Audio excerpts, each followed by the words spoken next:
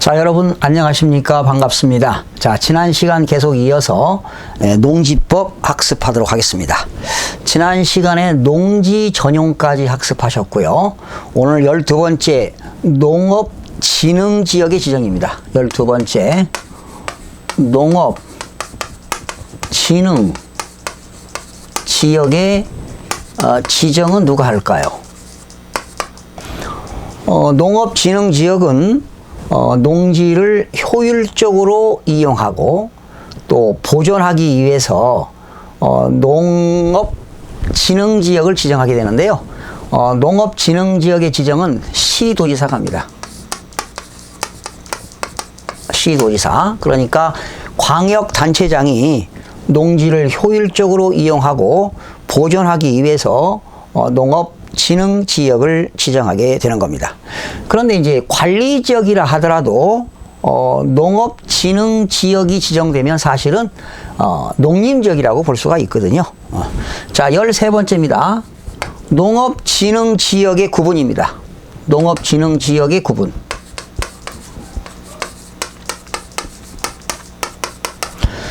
농업 진흥 지역의 구분은 두 가지가 있습니다. 농업 진흥 구역이 있고요. 농업 진흥 구역이 있고요. 농업 보호 구역이 있습니다.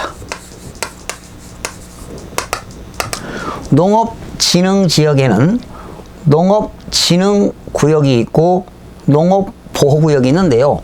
농업 진흥 구역은 경작 정리가 잘 된 것을 말합니다. 그러니까 농지가 집단화된 지역입니다. 농지가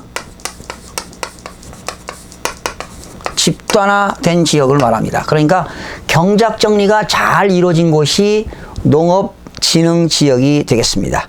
그러니까 농지가 집단화되어 가지고 농업 목적으로 이용할 가치가 있는 지역이 바로 농업 진흥 구역이 되겠고요. 농업 보호 구역은 농업 진흥 구역을 말 그대로 보호하는 구역이 되겠습니다. 뭐 예를 들어 저수지가 있거나 또는 농사를 지으려면 물이 필요하겠죠.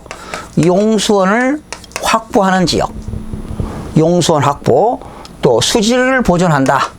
물의 질, 수질을 보존하거나 농업 환경을 보호하기 위하여 필요한 지역이 되겠습니다.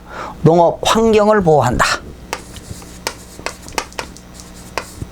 농업 환경을 보호하기 위하여 필요한 지역이 농업 보호구역이 되겠습니다. 다시요. 농업 진흥 지역의 지정은 시도지사가 하고요. 농업 진흥 지역은 두 가지가 있습니다. 농업 진흥 구역과 농업 보호구역인데 농업 진흥 구역은 경작 정리가 잘 이루어진 곳을 말합니다. 그러니까 농지가 집단화된 지역이죠. 여러분들이 고속버스를 타고 가다 보면 경작 정리가 아주 일목요연하게 잘 이루어진 것이 농업 진흥 구역이 되겠습니다. 농업 보호 구역은 용수원 확보라든가 수질 보존 등 농업 환경을 보호하기 위하여 필요한 지역이 농업 보호 구역이 되겠습니다. 그러면 14번째 농업 진흥 지역의 지정 대상입니다. 농업 진흥 지역, 농업 진흥 지역 지정 대상. 지정을 대상하는 데는 어디가 되느냐? 이거는 도시 지역에서 녹지 지역, 그리고 관리 지역, 그리고 농림 지역, 그리고 자연환경 보존 지역이 되겠습니다. 그런데 이 도시 지역의 녹지 지역이라 하더라도 특별시는 제외됩니다.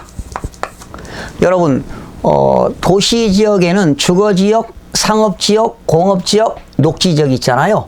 그런데 녹지 지역에도 생산 녹지, 보존 녹지, 자연 녹지.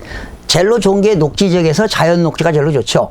자연 녹지, 생산 녹지, 보존 녹지가 있는데 녹지 지역에서 특별시에 있는 녹지 지역은 제외된다. 이거는 농업진흥지역 지정 대상이 아니라는 것입니다. 농업진흥지역 대상지역은 도시지역에서 녹지지역, 단 녹지지역에서 특별시는 제외되고 관리지역, 농림지역, 자연환경 보전지역이 농업진흥지역의 지정 대상이 되겠습니다. 그런데 여러분, 농업진흥지역이 해제된다고 해서 투자 가치가 있는 건 아닙니다. 해제되었다 하더라도 경작 정리가 잘 되어 있으면 우량농지라고 볼 수 있거든요. 즉 절대농지라고 볼 수 있거든요. 이러한 우량농지, 농사가 잘 되는 것입니다. 우량농지, 절대농지는 농지 전용이 어렵습니다. 그러니까 농지 전용이란 농지를 다른 용도로 사용하는 것이 좀 제한된다, 이렇게 보시면 되겠고요. 자, 15번째, 농업진흥지역에서 농업진흥구역에서 토지 이용 행위를 할 수 있는 게 뭐가 있을까? 15번째입니다. 농업진흥구역입니다. 농업진흥구역에서 토지 이용 행위를 할 수 있는 거. 토지 이용 행위를 할 수 있는 것은 어떤 것이 있을까? 다시요. 농업진흥구역입니다. 진흥구역은 농지가 집단화된 지역이니까 우량농지가 있는 것이죠. 농사가 잘 되는 곳입니다. 농업진흥구역에서 토지 이용 행위 할 수 있는 것. 사실은 농업진흥구역이라 하더라도 농업인들은 거의 다 할 수 있습니다. 자, 예를 들어서 농수산물 가공 처리한다. 농수산물 가공 처리하는 것도 진흥구역에서 가능하고요. 어린이 놀이터, 마을회관, 어린이 놀이터, 그리고 마을회관도 토지 이용이 가능합니다. 그 다음에 세 번째, 농업인의 주택, 농업인 주택입니다. 농업인 주택. 농업인과 어업인 주택. 근데 이때 도시인들은 주택을 지으려면, 건축하려면 허가받아야 되잖아요. 그런데 농업인들은 신고만으로도 가능합니다. 네, 신고만 가능합니다. 그 다음에 네 번째, 국방군사시설. 국방군사시설입니다. 국방군사시설도 가능하고요. 다섯 번째, 하천 제방. 여러분, 하천에는 하천법에 의한 하천에는 국가하천이 있고 지방하천이 있는데, 지방하천에는 1급 지방하천, 2급 지방하천이 있고요. 하천도 가능하고요. 제방이라는 것은 뚝방길이죠. 이런 것들도 토지 이용 행위를 할 수가 있고요. 그 다음에 이제 여섯 번째, 문화재를 보수하거나 복원하는 것도 가능합니다. 그 다음에 도로, 철도도 가능합니다. 농업진흥구역에서 도로, 철도도 가능하고요. 공공시설의 설치도 가능합니다. 그리고 지하자원을 개발한다. 지하자원 개발을 위한 탐사라든가 지하자원 광물을 채광하는 것도 가능합니다.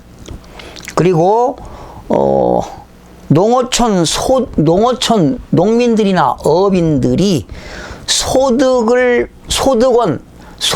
발생시키기 위해서 개발 등 농어촌 발전에 모든 필요한 시설, 농어촌 발전에 필요한 시설들이 모두 가능하게 되는 겁니다.